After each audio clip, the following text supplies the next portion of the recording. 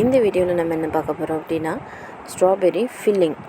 இது வந்து சாக்லேட்ஸ்க்கு யூஸ் பண்ணிக்கலாம், இல்லாட்டி ப்ரெட்டுக்கு வந்து மேலே நீங்கள் இந்த ஸ்ட்ராபெரி ஜாம் மாதிரி தான் இருக்கும் இந்த ஃபில்லிங்.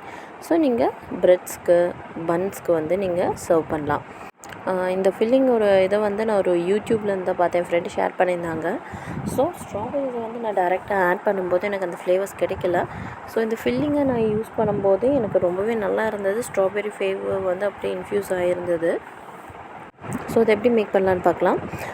அவங்க வந்து எப்படி பண்ணியிருந்தாங்க அப்படின்னா 150 grams ஆஃப் ஸ்ட்ராபெரிக்கு வந்து 50 grams of sugar, 30 ml of water and half lime juice வந்து ஆட் பண்ணியிருந்தாங்க. நம்ம இப்போ வந்து 78 ml ஆஃப் ஸ்ட்ராபெரிஸ் எவ்வளோ இருக்கோ அவ்வளோ எடுத்திருக்கேன்.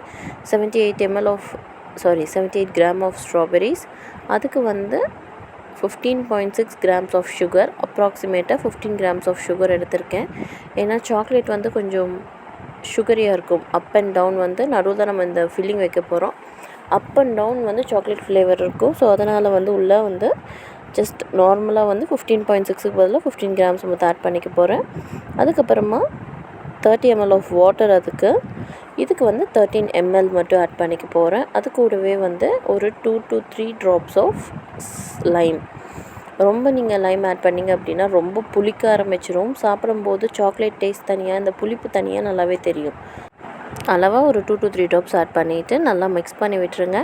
நம்ம இப்போ வந்து ஸ்ட்ராபெரிஸை வந்து நல்லா கட் பண்ணி தான் பேனில் சேர்த்துக்க போகிறோம். இது எதுக்காக அப்படின்னா அதனுடைய மாய்ஸ்சர், அந்த தண்ணி கண்டென்ட் எல்லாம் ரொம்பவே அப்சர்வ் ஆகணும்.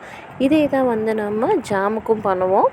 நல்லா மசிச்சு விட்டுட்டு அந்த சுகரோடு இந்த ஸ்ட்ராபெரி மிக்ஸ் ஆனதுக்கப்புறமா வந்து லெமன் ஜூஸை வந்து ஆட் பண்ணுங்கள். ஆட் பண்ணிவிட்டு நல்லா பாயில் பண்ணுங்கள்.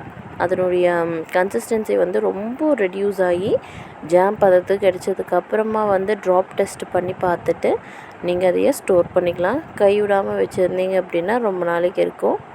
இதில் வந்து எந்த கெமிக்கல்ஸு, பெஸ்டிசைட்ஸு ஆட் பண்ணது கிடையாது. இதை வந்து நம்ம சாக்லேட் ஃபில்லிங்க்கு இல்லாட்டி ப்ரெட் ஃபில்லிங், பன் ஃபில்லிங்க்கு வந்து நம்ம யூஸ் பண்ணிக்கலாம். அவ்வளோதான், ரொம்பவே ஈஸியான ப்ராசஸ்.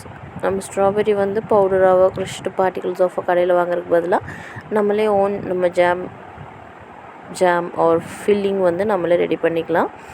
அவ்வளோதாங்க, இந்த ப்ராசஸில் இதனுடைய சாக்லேட் வீடியோ வந்து எண்டில் வந்து அட்டாச் பண்ணுற வீடியோ ப்ளஸ் அந்த ஃபில்லிங்ஸ் எப்படி சாக்லேட் பண்ணியிருந்தேன் அப்படின்ட்டு. தேங்க்யூ.